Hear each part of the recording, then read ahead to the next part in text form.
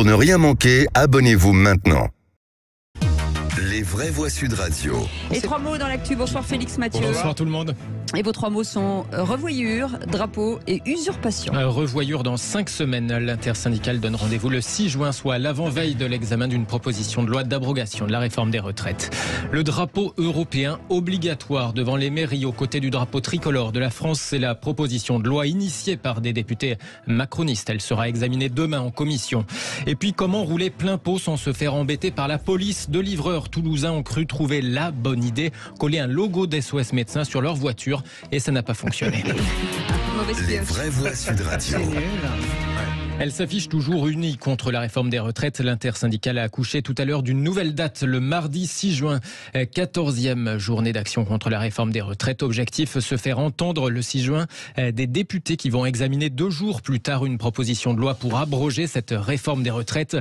Proposition de loi déposée par le groupe centriste Lyotte. Le président de ce groupe, Bertrand Pancher, veut croire aux chances de ce texte d'abrogation. Il y a pour le moment 25 à 26 députés républicains qui sont opposés aux mesures d'âge, c'est-à-dire à l'allongement des durées de départ à la retraite. Très vraisemblablement, ces élus vont venir voter. Il y a des abstentionnistes, peut-être même dans la majorité relative. Donc tout ça, c'est vraiment possible. On pense qu'on est en capacité de l'emporter le 8 juin prochain. L'essentiel, c'est que le Parlement maintenant se prononce. Je peux vous garantir que si c'est le cas, ça va être un message très très fort qui va être donné. Bertrand Pancher, député de la Meuse et président du groupe Lyotte, au micro de nos confrères de la chaîne parlementaire. Et puis autre échéance, dès demain, le Conseil constitutionnel va rendre sa décision sur la procédure de référendum enclenchée par les oppositions. Une petite... C'est intéressant, Lyotte, parce que d'abord, ce serait une victoire politique, même si après ça repasse par le Sénat, et on sait très bien que ça n'a aucune chance d'être adopté. Mais ce serait extrêmement puissant, parce que je le redis, je pense vraiment que le contexte a fait que dans cette affaire, le 49.3, c'est vraiment ça la rupture d'opinion. S'il pouvait y avoir un vote évidemment qui soit favorable à ce projet de loi, même si à cette PP, cette proposition parlementaire, même si évidemment c'est retoqué au Sénat, ce serait très puissant sur le plan politique. Il faut quelque chose pour apaiser ce qui continue à bouillir. Voilà. Ouais. Philippe Bilger. Surtout, ça démontrerait que le 49.3 était totalement injustifiable, puisqu'on aurait pu avoir un vote, mais il aurait été négatif. Mais quoi qu'il en soit, au-delà du formalisme juridique, je pense que les gens s'en foutent maintenant. Il faut une relégitimation, entre guillemets, du président et du gouvernement, en tout cas à minima du gouvernement, Ça va pas être simple. et pour pouvoir continuer à faire avancer des réformes. Parce que quelles que soient les idées de chacun, le but d'un gouvernement, c'est quand même de gouverner. Donc s'il ne peut pas faire son travail, ça va être très problématique pour les 4 années à suivre. 4 ans, c'est long. Oui. Autre sujet, les députés macronistes veulent rendre le drapeau européen obligatoire dans les mairies. Et oui, je vous sens vibrer. Proposition de loi initiée par C'est vrai, nous 2 tremblons. députés. On est à fond. Mais alors, Bah oui. 2 députés Renaissance, dont la chef du groupe Aurore Berger. Le texte devrait être examiné demain par la commission des lois de l'Assemblée nationale.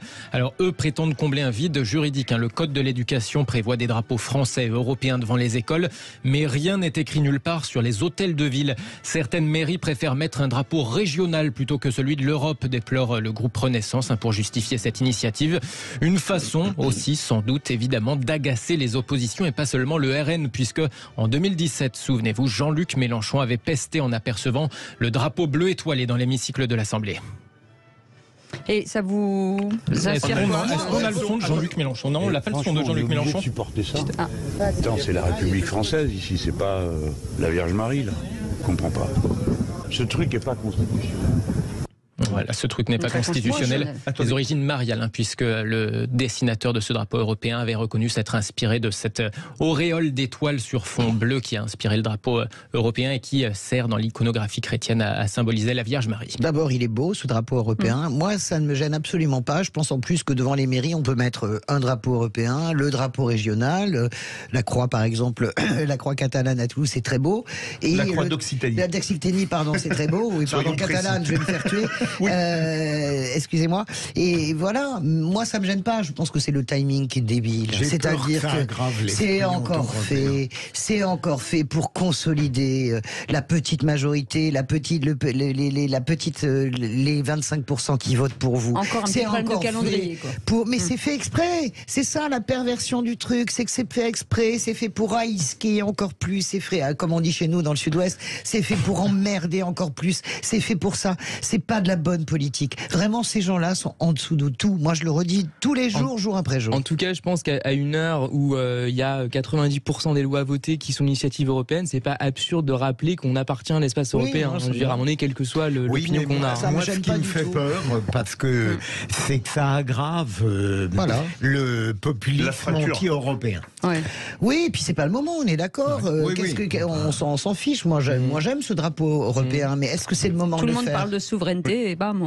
Oui, mais la vérité, c'est que c'est fait pour ça. Vous comprenez ce que je veux dire ?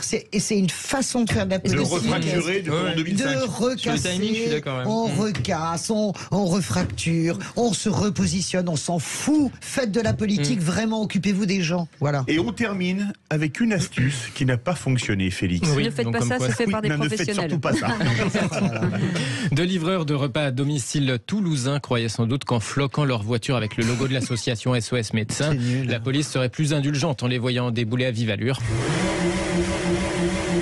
Eh bien, sauf que non. Non, ça ne s'est pas vraiment passé comme ça. C'est ce que nous rapporte la Dépêche du Midi le week-end dernier. Les policiers les ont interceptés pour se rendre compte qu'aucun de ces deux n'était soignant. Ils se sont bien fait griller. L'habit ne fait pas le moine et donc le logo ne fait pas le médecin. C'est lamentable. Excusez-moi, moi vous prenez ça à la rigolade. Absolument. Moi je trouve ça absolument lamentable. Ah oui, non, mais je suis d'accord. Vraiment, c'est indigne. Ça veut dire qu'ils s'assoient ils se garent sur des places, ils se garent n'importe où.